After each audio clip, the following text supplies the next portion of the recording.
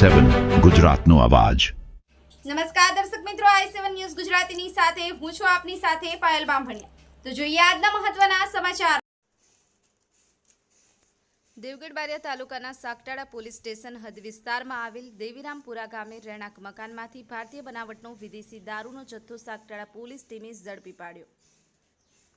ગુનામાં સંડોવાયેલા આરોપી સલસિંગભાઈ મંજીભાઈ રાઠવા રહે દેવીરામપુરા બારી ફળિયું તાલુકો દેવબારિયા જિલ્લો દાહોદ વોન્ટેડ ભારતીય બનાવટના વિદેશી દારૂ માઉન્ટ્સ 6000 સુપર સ્ટ્રોંગ ટીન બિયર 500 મિલીલીટરની નંગ 120 જેની કિંમત 22,680 અને Goa spirit of smoothness whisky 180 milli cool bottle નંગ 150 જેની કિંમત ₹31,650 મળી કુલ બોટલ નંગ 270 જેની કુલ કિંમત 54,330નો મુદ્દામાલ કબજે કર્યો છે।